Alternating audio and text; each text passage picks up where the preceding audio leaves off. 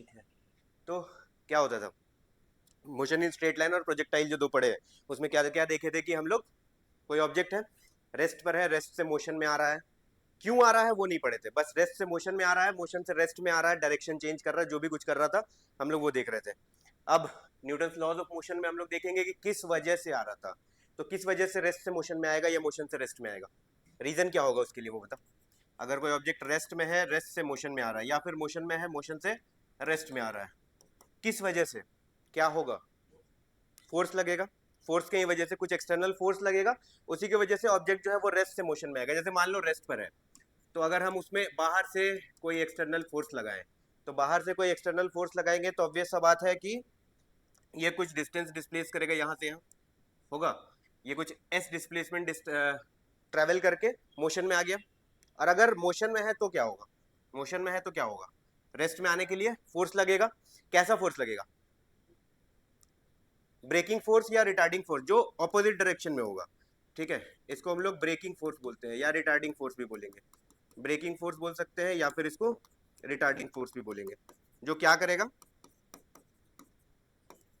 Motion से rest में आएगा। ये किधर लगेगा हमेशा, जिधर जिधर मोशन है उसके ऑपोजिट डायरेक्शन में। हमको पता है ये ऑब्जेक्ट अभी रखा हुआ है, ठीक है, इसमें एक्सटर्नल फोर्स लगाए तो मोशन में आ गया।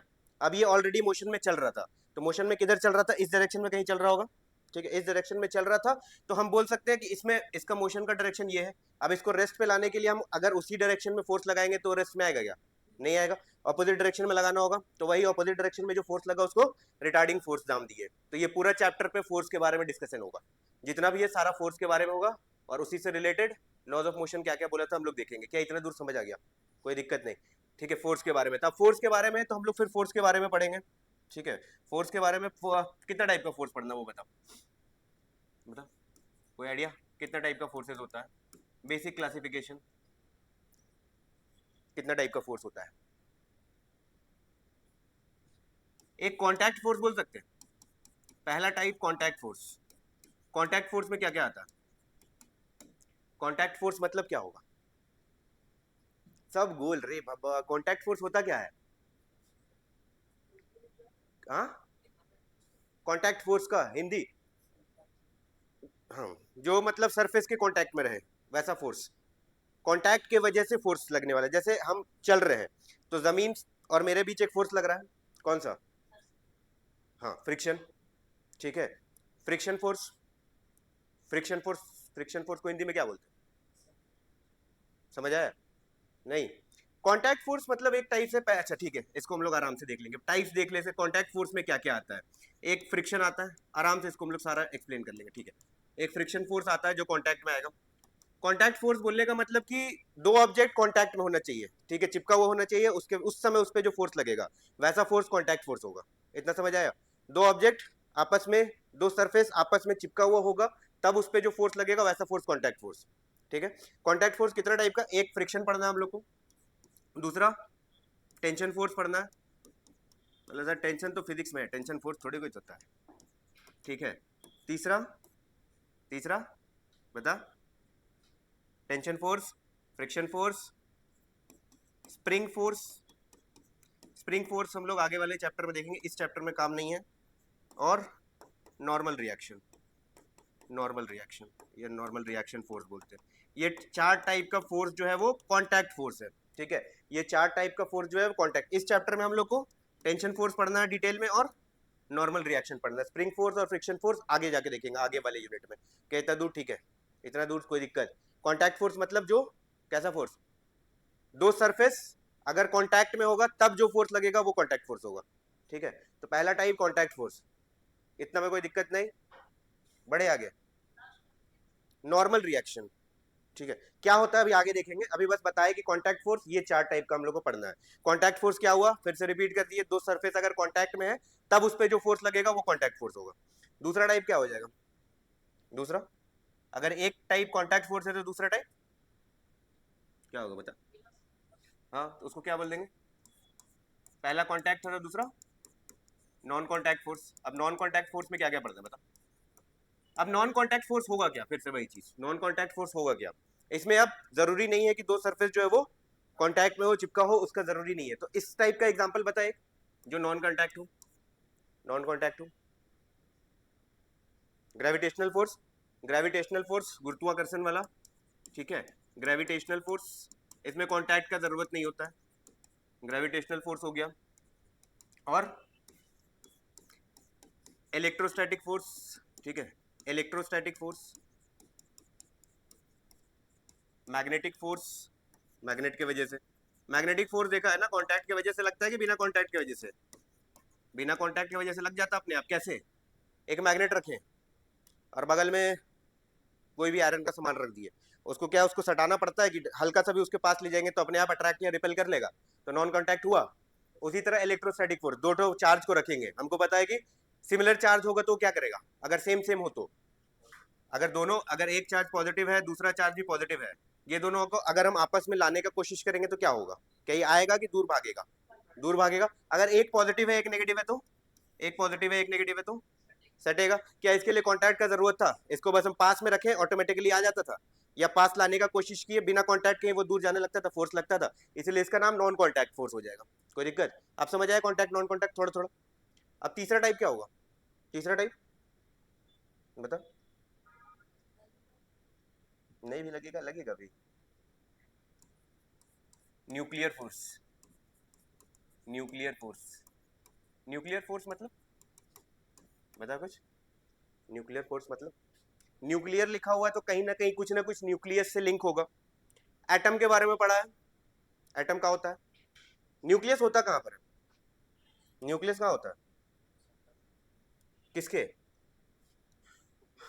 मान लिए कि ये एटम है, ठीक है, और उसके अंदर न्यूक्लियस है, ठीक है, मान लिए कि कोई एटम है, ये बाहर वाला को हम बोलिए ये पूरा एटम का स्ट्रक्चर है, और अंदर में जो है ये इसको हम बोलिए ये न्यूक्लियस है उसका, ठीक है। अब न्यूक्लियस के अंदर क्या क्या रहता है? न्यूक्लियस के अंदर क्या रहता है? प्रोटॉन और न्यूट्रॉन, इलेक्ट्रॉन नहीं रहता है, इसके अंदर रहता है प्रोटॉन और न्यूट्रॉन। इलेक्ट्रॉन क्या करता है? बाहर में रिवॉल्व करते रहता है, घूमते रहता है। तो प्रोटॉन कैसा चार्ज होता है, पॉजिटिव की नेगेटिव? प्रोटॉन पॉजिटिव चार्ज होता है, इलेक्ट्रॉन नेगेटिव चार्ज होता है, और न्यूट्रॉन न्यूट्रल होता है। कोई दिक्कत है तो बोल। प्रोटॉन जो होगा वो कैसा चार्ज, पॉजिटिवली चार्ज होगा। न्यूट्रॉन कैसा होगा, बोल। न्यूट्रल होगा। और इलेक्ट्रॉन, इतना तो पता है। देखो केमिस्ट्री पता है, फिजिक्स नहीं पता, ठीक है, केमिस्ट्री पता है, इलेक्ट्रॉन प्रोटॉन न्यूट्रॉन पता है, लेकिन फिजिक्स में आ जाएगा तो नहीं पता है, ठीक है। तो प्रोटॉन पॉजिटिव चार्ज है, न्यूट्रॉन न्यूट्रल होगा, न्यूट्रॉन जो है वो न्यूट्रल होगा, और इलेक्ट्रॉन नेगेटिव चार्ज होगा। अब बता, अंदर में अगर प्रोटॉन और न्यूट्रॉन है तो अंदर में एक ही प्रोटॉन न्यूट्रॉन तो नहीं होगा, बहुत सारा प्रोटॉन बहुत सारा न्यूट्रॉन होगा। एटम पे डिपेंड करेगा कौन सा है। तो अगर बहुत सारा प्रोटॉन है तो इसका मतलब अंदर में कोई फोर्स लग रहा होगा। कौन सा फोर्स लग रहा होगा? अगर अंदर में प्रोटॉन है, मान ली ये रहा मेरा न्यूक्लियस, ठीक है, अब इसमें प्रोटॉन है, प्रोटॉन मतलब कैसा चार्ज, पॉजिटिव चार्ज, तो अंदर में ढेर सारा पॉजिटिव चार्ज होगा, होगा। तो ढेर सारा पॉजिटिव चार्ज होगा तो कोई फोर्स लगेगा। कौन सा फोर्स? सेंट्रीपिटल का के लिए इलेक्ट्रोस्टैटिक फोर्स लगेगा। चार्ज की वजह से तो इलेक्ट्रोस्टैटिक फोर्स लगता है ना। कैसा फोर्स लगेगा? अट्रैक्टिव की रिपल्सिव? रिपल्सिव लगेगा, दूर भागना चाहेगा एक दूसरे से, क्योंकि सारा चार्ज सेम है, positive positive, same charge repel करता है, हमको पता है, ठीक है। पॉजिटिव और पॉजिटिव है तो वो एक दूसरे को पास लाना चाहेगा कि दूर भेजना चाहेगा? दूर भेजना चाहेगा। तो अंदर में क्या हो रहा है, अगर ढेर सारा है तो इलेक्ट्रोस्टैटिक फोर्स लग रहा है तो ये न्यूक्लियस का साइज बड़ा हो जाना चाहिए, बड़ा हो जाना चाहिए, लेकिन नहीं होता है। क्यों? क्योंकि वहां पर एक न्यूक्लियर फोर्स लग रहा होता है जो कि इलेक्ट्रोस्टैटिक फोर्स से कम होगा कि ज्यादा होगा? न्यूक्लियर फोर्स ज्यादा होगा तभी इसको एक्सपैंड करने नहीं दे रहा, नहीं तो ये निकल के भाग जाता। रिपल्शन हो रहा है, अगर सब अंदर पॉजिटिव पॉजिटिव है, अगर इसका फोर्स न्यूक्लियर फोर्स से ज्यादा होता तो ये पॉजिटिव चार्ज निकल के इधर फेंका जाता, ये वाला इधर फेंका जाता, साथ में नहीं रह पाता, ठीक है। इसका मतलब न्यूक्लियर फोर्स जो है वो किससे बड़ा होगा, इलेक्ट्रोस्टैटिक से बड़ा होगा। कोई दिक्कत? पक्का? तो अगला हो गया न्यूक्लियर फोर्स, और चौथा टाइप जो है, चौथा टाइप जो है उसको हम लोग बोलेंगे वीक फोर्सेस, ठीक है, वीक फोर्सेस। ये उतना काम का नहीं है, बस याद रखना कि वीक फोर्स में बस एक ही पढ़ना है हमको। ये जब केमिस्ट्री वाला टॉपिक देखेंगे तब देखेंगे, वैंडरवाल फोर्सेस, ठीक है, वैंडरवाल फोर्सेस, ठीक है, ये केमिस्ट्री में। वैंडरवाल फोर्स होता क्या है बता, केमिस्ट्री आ रहा था इतना जल्दी तो बता बता, वैंडरवाल फोर्स क्या होता है हिंदी में, हमको क्या पता। अच्छा, ये वाला पेन है, छोटा छोटा छोटा छोटा पार्टिकल से बना होगा, बना होगा। छोटा छोटा पार्टिकल से बना होगा, तो छोटा छोटा पार्टिकल से बना हुआ, तो उस सारे पार्टिकल्स के बीच कौन सा फोर्स लगता है? जैसे मान ले ये कोई ऑब्जेक्ट है, इसमें यहाँ पे एक पार्टिकल होगा, यहाँ एक होगा, यहाँ एक होगा, यहाँ एक होगा, यहाँ यहाँ यहाँ यहाँ, ढेर सारा पार्टिकल से बना होगा, होगा ना। ये पेन बना तो एक को कुछ लाके ऐसे थोड़ी बन गया, इसमें छोटे छोटे छोटे छोटे पार्टिकल से बना होगा। वो सारे पार्टिकल के बीच में कौन सा फोर्स लगेगा? Intermolecular force. ठीक है, उस पार्टिकल के आपस का इंटरमोलिकुलर फोर्स लगेगा। अब उसी में सबसे छोटा फोर्स जो होता है वो वंडर वाल फोर्स होता है। पानी का जो मॉलिक्यूल होता है, ठीक है, पानी जो होता है, ठीक है, गर्म करते हैं तो क्या पानी जितना हम लेते हैं पूरा अगर हम उसको हीट कर दे तो क्या उतना ही पानी बचेगा मेरे पास, कि कुछ वेपर फॉर्म में बन के उड़ जाएगा? उड़ जाएगा। तो वेपर फॉर्म में बन के कैसे उड़ता है? इसका मतलब ये जो फोर्स होता है उसका वैंडर वाल फोर्सेज जो होता है वो बहुत क्या होता है, ज्यादा होता है कि कम होता है? कम होता है, तभी उसका पार्टिकल्स टूटते गया वो वेपर बन के उड़ गया। समझ आया? कोई दिक्कत? बस यही चार टाइप का फोर्स पढ़ना है। कौन कौन सा? कॉन्टैक्ट, कॉन्टैक्ट में दो ठो इस चैप्टर में पढ़ना है इंपॉर्टेंट। कौन कौन सा? कौन कौन सा? एक टेंशन फोर्स, एक रिएक्शन फोर्स, नॉर्मल रिएक्शन। देखेंगे अभी क्या होता है। यहां से हमको बस इस चैप्टर में ग्रेविटेशनल फोर्स पढ़ना है। इलेक्ट्रोस्टैटिक और मैग्नेटिक फोर्स एक अलग यूनिट ही है, वहां पर देखेंगे। न्यूक्लियर फोर्स में देख लिए क्या होता है, न्यूक्लियर फोर्स का उतना काम नहीं है। और वीक फोर्स में वैंडर वाल फोर्स। कौन सा? ये वाला वीक फोर्स, वैंडर वाल फोर्स जो है, ठीक है, ये क्या होता है, जैसे पानी का मॉलिक्यूल है, पानी लिए, मान लो एक जग पानी ले लिए, गर्म करने चढ़ा दिए, अगर हम पूरा उसको हीट कर दिए, ठीक है, तो क्या एक जग पानी बचेगा कि कम हो जाएगा? कम हो जाएगा। काहे कम हुआ? पानी का मॉलिक्यूल्स, तो जैसे मान लो ये पानी का मॉलिक्यूल्स है ढेर सारा, तो इन इन दोनों मॉलिक्यूल के बीच तो इंटरमॉलिक्यूलर फोर्स होगा, कुछ एक फोर्स होगा जो उसको पकड़ के रखा होगा, ठीक है। और एक फोर्स ये भी है, वैंडर वाल फोर्स जिसका नाम है, ये भी मॉलिक्यूल्स के बीच में ही लगता है। ये फोर्स कमजोर है। इन दोनों के बीच इंटरमॉलिक्यूलर फोर्सेज है, इन दोनों के बीच इंटरमॉलिक्यूलर है। मान लो यहाँ पर एक और है, इन दोनों के बीच वैंडरवाल फोर्स लग रहा है, ठीक है। अब पानी जैसे ही गर्म किए तो हमको पता है वैंडरवाल फोर्स कैसा होता है, वीक होता है, कमजोर होता है। जैसे ही गर्म करेंगे तो ये वाला फोर्स आसानी से टूट जाएगा। ये जैसे ही टूटेगा तो क्या कुछ ऐसा स्ट्रक्चर बन जाएगा, चार ठो और एक ठो मॉलिक्यूल अलग हो गया, ठीक है। वैसे ही ढेर सारा मॉलिक्यूल अलग अलग होते होते जाएगा, तो पानी का क्वांटिटी कम हुआ, वो वेपर फॉर्म में मॉलिक्यूल टूटते गया, वेपर बन के निकल गया, ठीक है। ठीक है, कोई दिक्कत नहीं। अब अब इलेक्ट्रोस्टैटिक फोर्स को Fe से डिनोट कर रहे हैं, ग्रेविटेशनल फोर्स को Fg से डिनोट कर रहे हैं। थोड़ा सा इंपॉर्टेंट है। Fe बाई Fg का रेशियो जो होता है वो 10 to the power 41 होता है। तो क्या हम बोल सकते हैं कि इलेक्ट्रोस्टैटिक फोर्स जो होता है वो ग्रेविटेशनल फोर्स का 10 to the power 41 टाइम्स होगा? होगा, कोई दिक्कत नहीं। अब PYQ में क्वेश्चन पूछा था कि gravitational force, electrostatic force, nuclear force, weak force, ठीक है, चार फोर्स दे दिया। बोला कि अरेंज करने कौन सबसे बड़ा होगा, कौन सबसे छोटा होगा। ये ऑप्शंस में जो है वो दिया हुआ था कि दिस ग्रेटर देन दिस, ऐसे ऐसे करके चार ऑप्शन बनाया हुआ था। तो सबसे स्ट्रॉन्ग कौन सा होगा? सबसे स्ट्रॉन्ग कौन सा होगा? सबसे स्ट्रॉन्ग कौन सा होगा? सबसे स्ट्रॉन्ग तो न्यूक्लियर होगा ना। अगर इलेक्ट्रोस्टैटिक होता तो फिर वो न्यूक्लियर फोर्स का कंसेप्ट ही खत्म हो जाता, ठीक है। तो सबसे बड़ा फोर्स कौन सा? न्यूक्लियर फोर्स सबसे बड़ा होगा। उसके बाद हमको पता है कि इलेक्ट्रोस्टैटिक जो है वो ग्रेविटेशनल का 10 to the power 41 टाइम्स है। तो इसका मतलब इलेक्ट्रोस्टैटिक बड़ा कि ग्रेविटेशनल बड़ा? हाँ, ये कैसे बड़ा हो गया? इसका जो वैल्यू है उसमें 10 to the power 41 मल्टीप्लाई करेंगे तब ये वैल्यू आएगा, तो ये बड़ा होगा ना, इलेक्ट्रोस्टैटिक बड़ा होगा ना। तो न्यूक्लियर फोर्स के बाद कौन सा फोर्स? इलेक्ट्रोस्टैटिक। इलेक्ट्रोस्टैटिक के बाद ग्रेविटेशनल, और ग्रेविटेशनल के बाद वीक फोर्सेस। वीक फोर्सेस सबसे वीक होता है, उसका नाम ही में वीक फोर्सेस है। कोई दिक्कत नहीं? पक्का हो गया? इतना दूर क्लियर? इतना दूर में कोई दिक्कत तो बता। सबसे स्ट्रॉन्ग ये PYQ में पूछा हुआ है, ये PYQ में पूछा हुआ है। एक ये और एक इन दोनों का ratio Fe/Fg 10 to the power 41 होता है। ये PYQ में पूछा हुआ है। सबसे स्ट्रॉन्गेस्ट न्यूक्लियर फोर्स होता है, उसके बाद इलेक्ट्रोस्टैटिक फोर्स होता है, उसके बाद ग्रेविटेशनल होता है, और उसके बाद वीक फोर्स होता है। कोई दिक्कत नहीं? पक्का है तो बोल। नहीं है? बढ़े आगे, थोड़ा देर बढ़ा जाए। अब हम लोग फोर्स डिस्कस कर लिए कि कितना टाइप का होता है। कितना टाइप का? चार टाइप का। कौन कौन सा? Contact force. कॉन्टैक्ट फोर्स में कितना? कॉन्टैक्ट फोर्स में कितना? चार। कौन कौन सा? टेंशन, फ्रिक्शन, स्प्रिंग और नॉर्मल रिएक्शन, चार हो गया। दूसरा नॉन कॉन्टैक्ट। नॉन कॉन्टैक्ट में कौन कौन सा? ग्रेविटेशनल, इलेक्ट्रोस्टैटिक और मैग्नेटिक। तीसरा टाइप कौन सा? Nuclear force. न्यूक्लियर फोर्स कौन सा?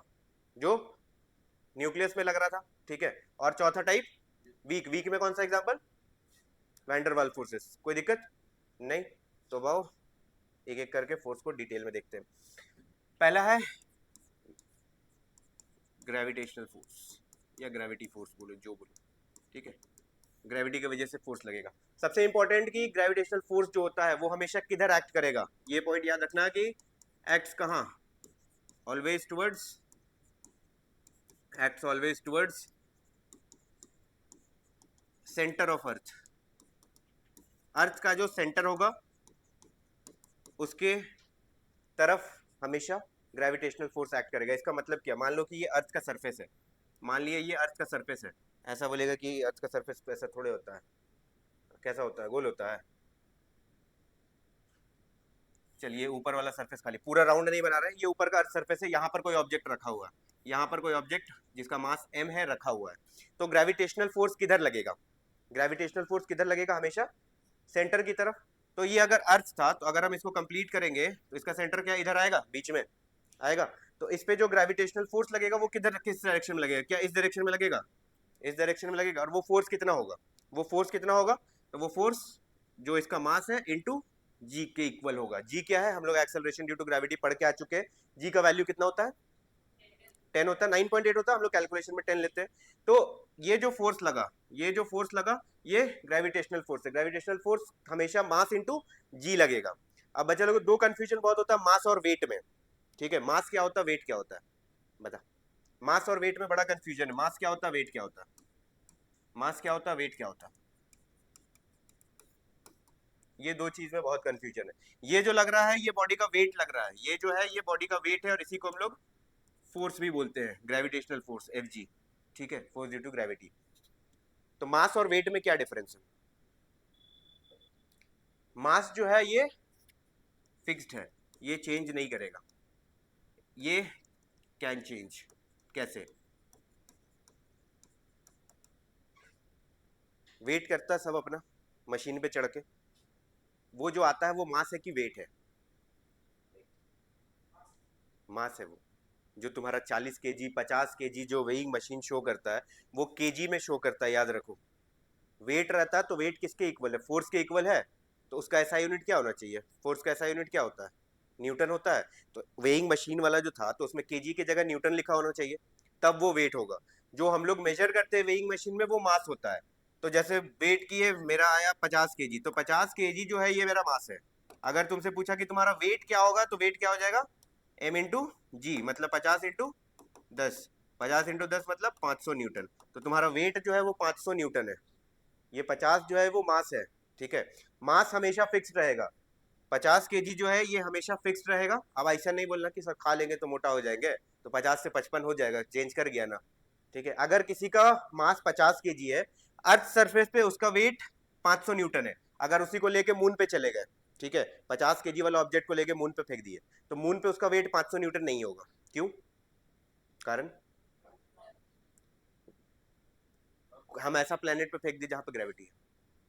तो किस पे वेट जो है वो किस पे डिपेंड कर रहा है, एक तो मास पे, एक जी पे। तो मास तो कांस्टेंट है, इसका मतलब जो भी डिफरेंस आएगा जी के वजह से आएगा। तो अर्थ सरफेस पे जी का वैल्यू 10 होता है, अर्थ पे जी का वैल्यू 10 हम लोग लेते हैं। कहीं और जाएंगे अर्थ सरफेस से, ये ग्रेविटेशन में हम लोग डिटेल में देखेंगे। जैसे ये अर्थ सरफेस है, इसके ऊपर कुछ एच हाइट जाएंगे तो यहाँ पर भी जी का वैल्यू यहाँ से कम होता है, ठीक है। और इस सरफेस से कुछ अंदर चले जाएंगे, डी डेप्थ पे चले जाएंगे, तो यहाँ पर भी जी का वैल्यू कम हो जाता है, ठीक है। तो जी का वैल्यू हमेशा कम हो जाता है, मतलब 500 न्यूटन से जो भी वेट आएगा वो 500 न्यूटन से कम ही आएगा। हम अर्थ छोड़ के कहीं पर भी जाएंगे जो भी वेट आएगा मेरा वो 500 से कम आएगा, ठीक है। तो इसका मतलब जी पे डिपेंड कर रहा है, जी हर जगह कैसा होगा, अर्थ से कम ही होगा, जी का वैल्यू अर्थ से हमेशा हर जगह कम ही होगा। क्या इतना दूर क्लियर, कोई दिक्कत, बहुत ज्यादा यूज होगा इसलिए देखते जाना। पहला ग्रेविटेशनल फोर्स क्लियर है, कैसे निकालेंगे, इसका डायरेक्शन एक तो हमेशा सेंटर की तरफ होगा, ठीक है, एक तो सेंटर की तरफ होगा, और दूसरा फॉर्मूला क्या है इसका, mass into acceleration due to gravity. क्या इतना दूर में कोई दिक्कत नहीं, आगे बढ़े। दूसरा टाइप का क्या पढ़ना है हमको, नॉर्मल रिएक्शन, ठीक है। दूसरा फोर्स हम लोग पढ़ेंगे अब नॉर्मल रिएक्शन, ठीक है। नॉर्मल रिएक्शन क्या होता था, कोई आइडिया, नॉर्मल रिएक्शन किसको बोलेंगे, नहीं पता। मान लीजिए ये कोई सरफेस है, यहाँ पर कोई ऑब्जेक्ट रख दिए m मास का, ठीक है। तो इस पे पहले तो ग्रेविटेशनल फोर्स लगेगा जो पढ़ के आए, कितना लगेगा? mg किधर लगेगा? mg किधर लगेगा? सेंटर की तरफ, वर्टिकली डाउनवर्ड हमेशा। ये रहा mg। अब एक चीज सोच के बता कि अगर इस पे सिर्फ ये फोर्स लग रहा था mg, तो ये ऑब्जेक्ट क्या यहीं पर रहेगा? ये ऑब्जेक्ट तो धरती फाड़ के घुस जाएगा अंदर। रामायण में दिखाया था ना लास्ट में, सीता माँ खड़ी थी, धरती फटा, अंदर घुस गई थी, याद है? कोरोना में दिखाया था ना, रामायण चल रहा था एकदम सीरीज में, ठीक है। तो अगर सिर्फ इस पे mg लगेगा तो ये ऑब्जेक्ट नीचे चला जाएगा धरती फाड़ के, लेकिन ये तो है यहीं पर, ये तो है यहीं पर। इसका मतलब कोई एक ऐसा फोर्स जो mg के इक्वल होगा, और डायरेक्शन कैसा होगा? ऑपोजिट होगा। अगर नीचे हम बोल दिए, अगर मान लो यही चीज है, यहाँ पर 10 kg का ऑब्जेक्ट है, तो इस पे फोर्स नीचे कितना लग रहा होगा? 10 × 10 100 लग रहा होगा, 100 न्यूटन का फोर्स नीचे लग रहा होगा। अगर ये यहीं पर रुका हुआ है, ये ना नीचे जा रहा है ना कुछ हो रहा है, तो क्या बोल सकते हैं? इस पे ऊपर भी 100 लग रहा होगा, इस पे ऊपर भी 100 लग रहा होगा, तभी तो बैलेंस हुआ। नीचे अगर 100 लग रहा है तो ऊपर भी 100 लगेगा, तभी ये यहीं पर रहेगा। अगर ऊपर 102 लग जाएगा तो ये जमीन छोड़ के हवा में चला जाएगा, अगर ऊपर कुछ लग ही नहीं रहा है तो जमीन के अंदर चला जाएगा। तो वैसा फोर्स जो सरफेस से परपेंडिकुलर लगे उसी को नॉर्मल फोर्स बोलते हैं। वैसा फोर्स जो सरफेस से परपेंडिकुलर लगे उसी को नॉर्मल रिएक्शन बोलते हैं। एन से डिनोट होगा या आर से डिनोट होगा, कहीं कहीं एन दिखेगा, कहीं कहीं आर दिखेगा, ठीक है। इसका डायरेक्शन कैसा? इसका डायरेक्शन कैसा? ऑलवेज एक्ट्स किधर? परपेंडिकुलर टू द सरफेस, ठीक है। Always acts perpendicular to the surface, always act perpendicular to the surface. mg नीचे लग रहा था, इसको बैलेंस करने के लिए ऊपर जो फोर्स लगा उसको रिएक्शन फोर्स बोले। रिएक्शन फोर्स कैसा होगा? हमेशा जो सरफेस है, ये जो सरफेस है उससे 90 डिग्री पे होगा, हमेशा जो है वो 90 डिग्री पे होगा उस सरफेस से, कोई दिक्कत नहीं। अब बता कि फोर्स क्या होगा। ले, इसको वेज बोलते हैं, ठीक है। ये कुछ है नहीं, जैसे ये रखा हुआ था ऐसे, इसी को थीटा एंगल पे उठा दिए, ले, ठीक है। ये ऐसे रखा हुआ था, इसी को थीटा एंगल पे ऐसे उठा दिए, समझ आया? ये ऐसे जमीन पे रखा हुआ था, उसी को थीटा एंगल पे उठा दिया, तो ये मास कहाँ चला जाएगा? क्या इसको इस लाइन पे आ जाएगा? मास इस लाइन पे आ जाएगा। ये ऐसे अभी जमीन पे रखा हुआ था, हम जमीन को थीटा एंगल ऐसे ऊपर उठा दिए, ये रहा मेरा जमीन, ऐसे था पहले, इसको थीटा एंगल उठा दिया, तो क्या ये वाला मास उस लाइन पे आ जाएगा? आएगा, इस लाइन पे आ गया। अब फिर से इस पे ग्रेविटेशनल फोर्स हमेशा वर्टिकली डाउनवर्ड, हमेशा सेंटर की तरफ, ग्रेविटेशनल फोर्स हमेशा वर्टिकली डाउनवर्ड, mg लगेगा। और रिएक्शन फोर्स किधर? ये रहेगा रिएक्शन फोर्स, ठीक है। लेकिन वो रिएक्शन फोर्स नहीं है ना, रिएक्शन फोर्स का डायरेक्शन क्या होता है? सरफेस के परपेंडिकुलर होता है। तो बहुत लोग ये हमेशा याद करके जाता है, इस केस के लिए क्या हम बोल सकते हैं कि रिएक्शन फोर्स जो है वो किसके इक्वल है? mg की इक्वल है। n जो है वो mg की इक्वल होगा, होगा इस वाले कंडीशन के लिए। यहाँ पर n जो है वो mg की इक्वल नहीं होगा, ये n नहीं है, n किधर एक्ट कर रहा है? क्या ये n का डायरेक्शन है? नहीं है, तो n किधर एक्ट करेगा बता? n का डायरेक्शन क्या बताए थे अभी? ये तेरा हो गया mg। n का डायरेक्शन यहाँ से जो फोर्स लगेगा ये वाला, ये है n, सरफेस के परपेंडिकुलर होना चाहिए। सरफेस अगर ये है तो यहाँ से परपेंडिकुलर ड्रॉ करेंगे तो ये ना 90 बनेगा, ये वाला ना 90 बनेगा, कोई दिक्कत? अगर ये थीटा एंगल उठा है, अगर ये थीटा एंगल उठा है तो क्या ये भी थीटा होगा? ये भी थीटा हो जाएगा जितना से उठाए। अब क्या करेंगे? कंपोनेंट तोड़ेंगे फिर से। अगर इधर mg लग रहा है तो mg इधर लग रहा है, ये वाला एंगल थीटा है, तो mg का एक कंपोनेंट इधर आएगा, कौन सा? जिधर थीटा उधर mg cos थीटा, और mg का एक कंपोनेंट इधर आएगा, कौन सा? mg sin theta. क्या इतना दूर तक क्लियर है? कोई दिक्कत? कंपोनेंट तोड़े थे हम लोग, जिस साइड थीटा उधर कॉस। अब किसको तोड़ना? अब ये वाला थीटा लेके इधर और इधर नहीं तोड़ देना, यहाँ पर mg लग रहा है, यहाँ पर mg लग रहा है, तो ये वाला को तोड़ना है, एक इस साइड एक इस साइड, ये वाला एंगल थीटा हो गया, तो जिधर थीटा उधर mg cos थीटा, जिधर नहीं है उधर mg sin थीटा। तो इस केस में नॉर्मल का वैल्यू क्या होगा? इस केस में नॉर्मल का वैल्यू क्या होगा? mg sin थीटा, mg, ये रहा नॉर्मल, तो इस किसको बैलेंस कर रहा है? इसको ना, नॉर्मल जो है वो mg cos थीटा को ना बैलेंस कर रहा है। तो इस केस के लिए n का वैल्यू mg cos थीटा। क्यों? क्योंकि हमको पता है कि ऐसा सरफेस पे अगर हम ऑब्जेक्ट को रखेंगे तो ऑब्जेक्ट क्या इधर जा सकता है, क्या इधर जा सकता है? कभी देखा है ऐसा कुछ? हमेशा ये ऑब्जेक्ट या तो इधर स्लाइड करेगा या ऊपर जाएगा, दो ही कंडीशन है। अगर हम नीचे से फोर्स लगाएंगे तो ये ऑब्जेक्ट ऊपर जाएगा, अगर हम इसको यहीं पर रख देंगे तो ऑटोमेटिकली ये नीचे गिर जाएगा। अरे वो फिसलने वाला झूला क्या बोलते उसको, क्या बोलते उसको, जो बैठते ऊपर से नीचे चल जाते हैं, वही वाला है एग्जाम्पल, वही चीज है। यहाँ पर बैठे हैं टिंग टिंग टिंग टिंग टिंग, और यहाँ से फिसल के नीचे आ गए गए। ठीक है, वही चीज है। तो इस डायरेक्शन में कुछ नहीं होता है, तो हमेशा नॉर्मल जो होगा वो किसके इक्वल होगा, एम जी कॉस थीटा के। ऐसा कंडीशन में हमेशा नॉर्मल जो होगा वो एम जी के। यही दो कंडीशन तुम लोग को पढ़ना है, एकदम ध्यान रखना, बस थोड़ा सा ध्यान रखना कि यहाँ थीटा है, ये वाला कॉस आएगा, ये वाला साइन आएगा। ठीक है, कौन सा, यहाँ पर थीटा कैसे लिए, इसको अगर हम थीटा एंगल उठाए तो मास भी तो थीटा एंगल पे उठ जाएगा ना। अगर मैथ से जाएगा तो ये थीटा, ये 90, ये 90 माइनस थीटा हो जाएगा ट्राइंगल का, और ये 90 माइनस थीटा, ये और ये क्या 90 है, ये 90 माइनस थीटा, तो ये थीटा हो जाएगा। समझ आया कि फिर से बताए, आया किसी को कोई दिक्कत, थीटा में, थीटा में दिक्कत क्या गया, क्या, N, N m g cos theta के बराबर होगा, एम जी से, वो तो एम जी से तो हमें डिपेंड करेगा थीटा का एंगल पे, वो तो थीटा पे डिपेंड करेगा। अगर कॉस थीटा का वैल्यू जीरो हो जाएगा तो नॉर्मल रिएक्शन जीरो हो जाएगा, कॉस थीटा का वैल्यू वन होगा तो एम जी के बराबर होगा, और उसके अलावा जो भी वैल्यू होगा तो उससे कम ही हो जाएगा।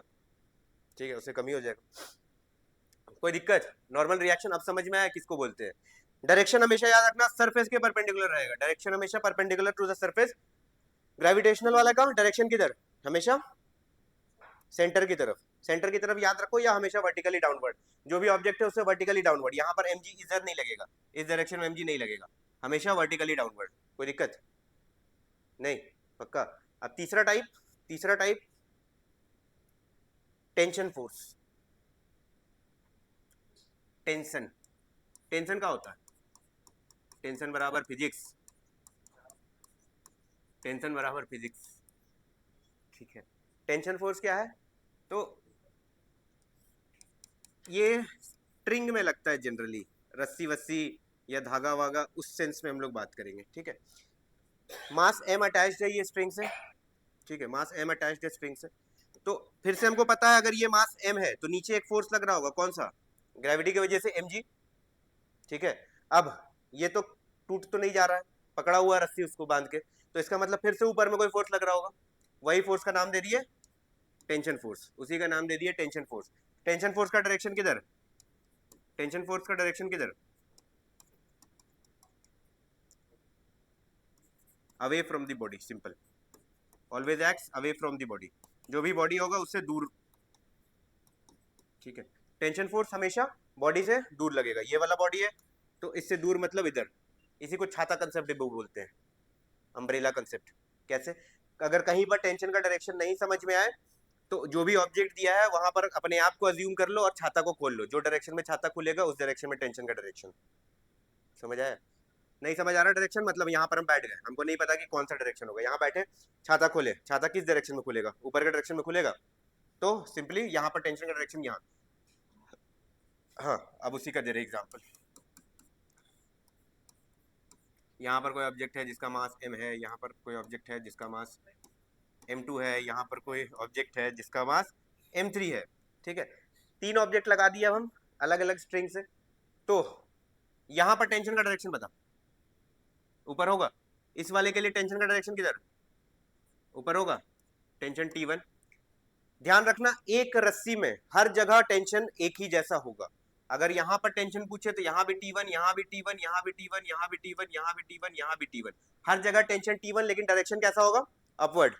ठीक है, अब जैसे यहाँ पर पहुंचे ये स्ट्रिंग, ये स्ट्रिंग में टेंशन का डायरेक्शन बता, इसके वजह से क्या ऊपर होगा, इसके वजह से क्या नीचे होगा, क्या दोनों टेंशन सेम होगा,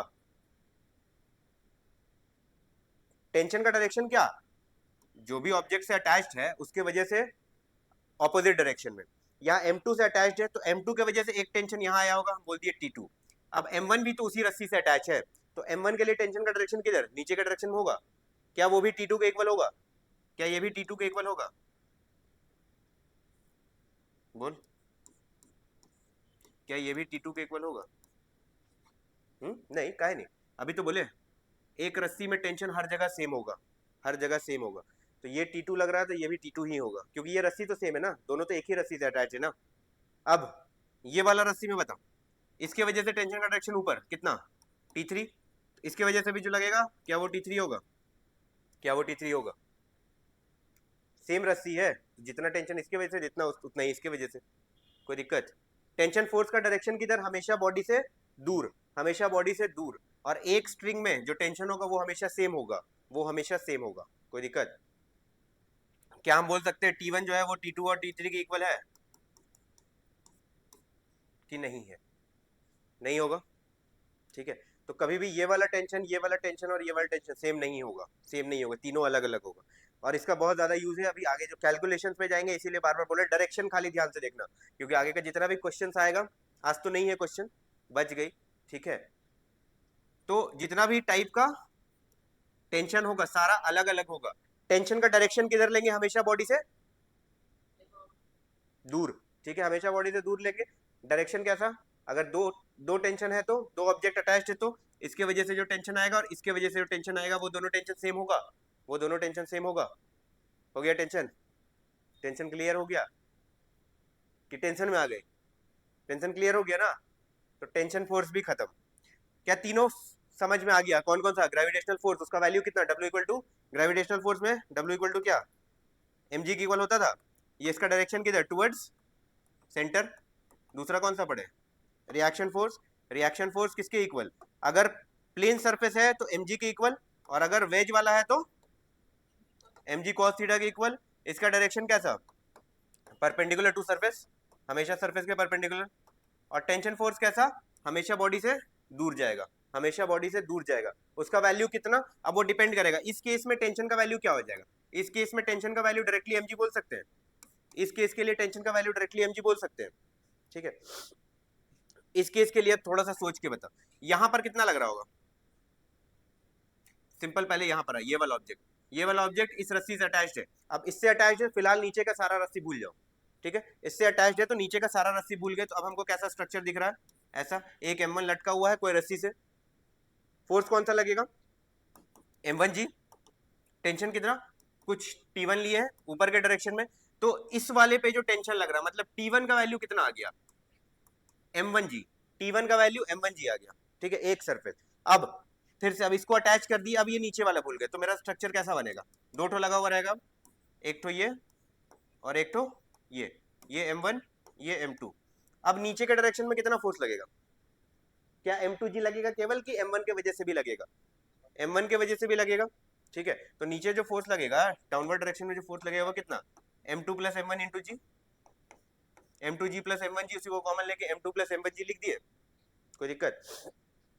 अब यहाँ पर टेंशन कितना, T लगेगा ऊपर के डायरेक्शन में, यहाँ पर टेंशन T, कौन सा T, T2। तो T2 का वैल्यू क्या आ जाएगा, T2 का वैल्यू क्या आ जाएगा, इतना हो जाएगा, M2 प्लस M1 इंटू, पक्का पक्का, सोच के बताना, सोच के बताना, कहेगी अब यहीं से खेल शुरू होगा, यहीं से खेल शुरू होगा।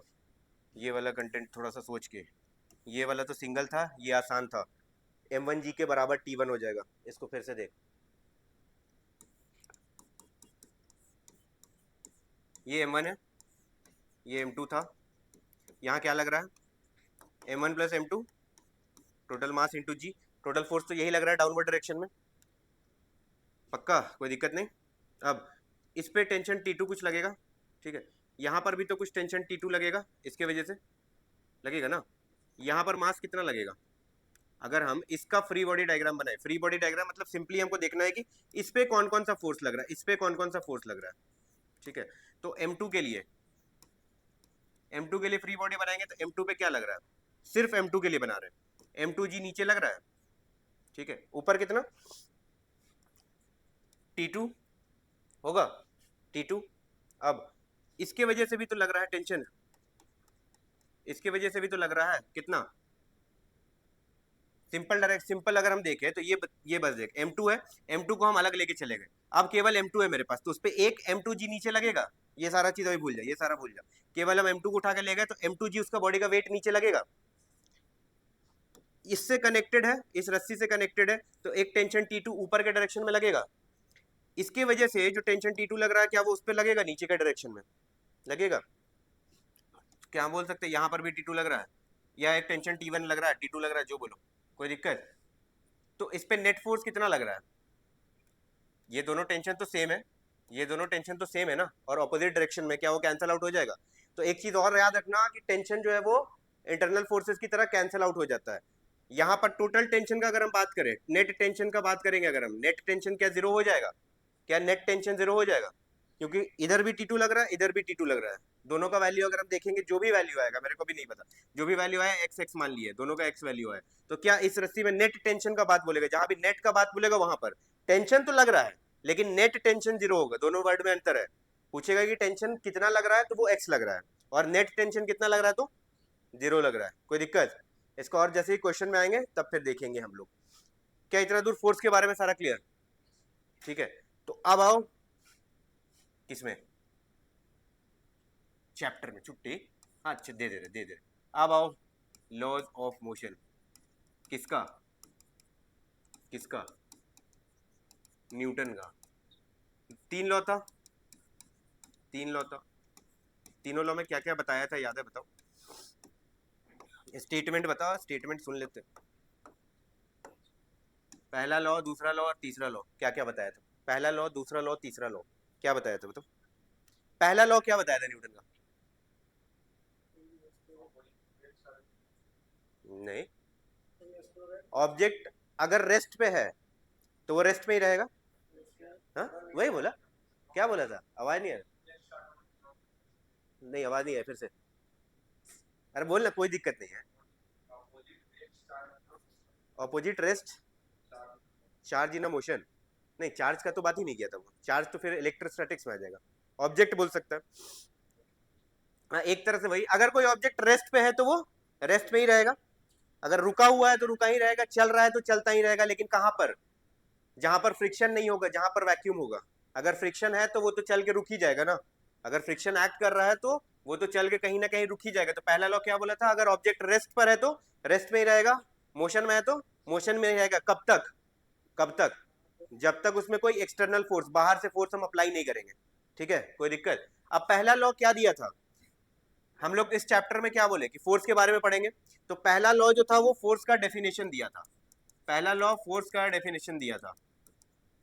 ठीक है, वो जो स्टेटमेंट है वहां से फोर्स के बारे में हमको पता चला कि फोर्स क्या होगा। अगर कोई ऑब्जेक्ट रेस्ट में है, उसको मूव कराने के लिए जरूरत जो भी बल का पड़ा वो फोर्स हुआ, अगर मोशन में है तो उसको रोकने के लिए जो भी चीज चाहिए वो फोर्स हुआ।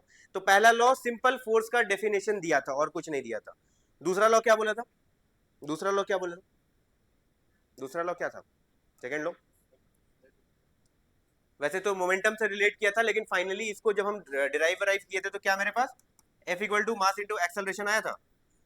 तो ये सेकंड लॉ क्या दिया? पहला लॉ तो फोर्स को डिफाइन कर दिया, दूसरा लॉ मैग्नीट्यूड दिया कि फोर्स कितना लगेगा, दूसरा लॉ मैग्नीट्यूड बताया, दूसरा लॉ मैग्नीट्यूड बताया कि कितना लगेगा। पहला तो बता दिया कि फोर्स क्या होता है, पहला लॉ से हमको पता चल गया फोर्स क्या होता है। दूसरा लॉ क्या बताया? कितना फोर्स लगेगा, 1 2 3 4 5 6 10, उसका मैग्नीट्यूड बताएगा, उसका वैल्यू बताएगा। और तीसरा लॉ क्या बताएगा? तीसरा लॉ क्या बताएगा? Action force equal to reaction force था। स्टेटमेंट था कि every action has an equal and opposite reaction. तो ये उसके डायरेक्शन के बारे में बताया, ये उसके डायरेक्शन के बारे में बताया। ठीक है, ये डायरेक्शन ऑफ फोर्स के बारे में बताया। तीन लॉ, पहला लॉ क्या चीज बताया? फोर्स का डेफिनेशन। दूसरा लॉ कितना फोर्स लगेगा, और तीसरा लॉ फोर्स का डायरेक्शन क्या होगा। क्या इतना दूर क्लियर है? क्या इतना दूर क्लियर है? पक्का? ये भी पूछा हुआ पीवाईक्यू में कि फर्स्ट लॉ क्या बताया था, सेकंड क्या बताया था, थर्ड क्या बताया था। तीनों से पीवाईक्यू पूछा था कि सेकंड लॉ क्या चीज बताया था। तो फोर्स, थर्ड लॉ क्या बोल रहा है बोलो? हाँ, अरे हाँ, मतलब वही चीज है। अब ऐसा नहीं कि हम तुम लोग को डांटे तो तुम लोग भी डांट दो, बोला सर न्यूटन बोल के क्या था। कोई दिक्कत नहीं, फिजिक्स का क्लास वैसे भी थोड़ा सा स्ट्रेस फ्री रहना चाहिए ना, कुछ वो बोल सकते हैं। अब इसका मतलब ही नहीं कि कुछ वो बोल देना। आ, अगला आता इनर्शिया, बस ये लास्ट है, इसके बाद छोड़ देंगे। ठीक है, पहला लॉ को लॉ ऑफ इनर्शिया भी बोलते हैं, पहला लॉ को लॉ ऑफ इनर्शिया भी बोलते हैं। ठीक है, पहला लॉ को लॉ ऑफ इनर्शिया भी बोलते हैं। इनर्शिया होता क्या है? इनर्शिया, इनर्शिया नाम सुने, इनर्शिया होता क्या? क्या?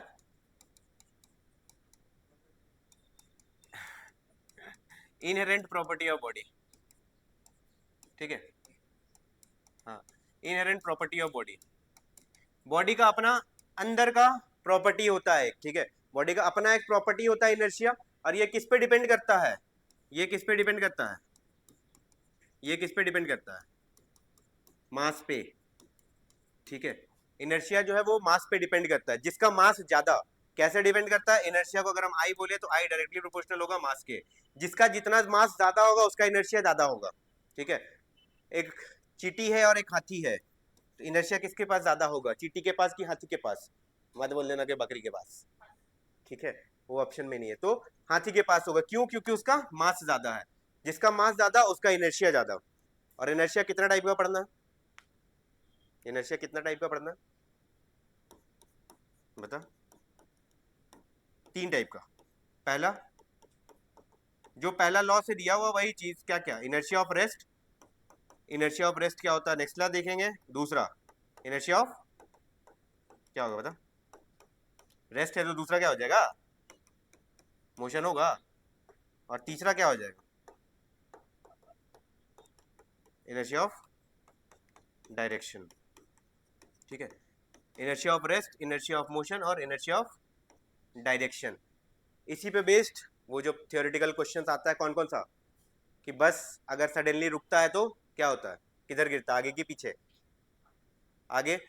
अगर बस सडनली स्टार्ट होता है तो पीछे, ठीक है। वही चीज है, inertia of rest, inertia of motion की वजह से। और डायरेक्शन चेंज होता है तो इनर्शिया ऑफ डायरेक्शन, गाड़ी मुड़ता है तो एक साइड फेंकाते हैं, ठीक है, वो इनर्शिया ऑफ डायरेक्शन की वजह से। तो ये तीनों हम लोग नेक्स्ट क्लास में डिस्कस करेंगे। क्या यहाँ तक कोई दिक्कत?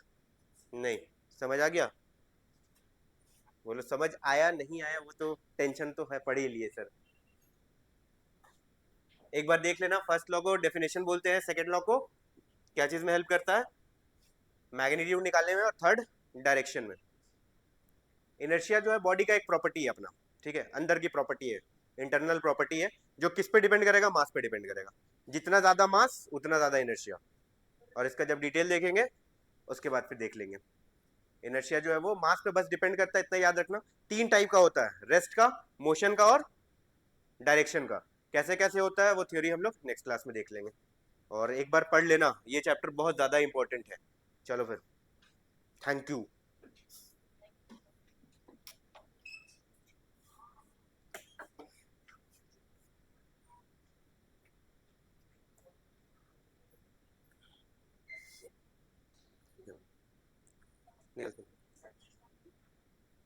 अच्छा, सॉरी।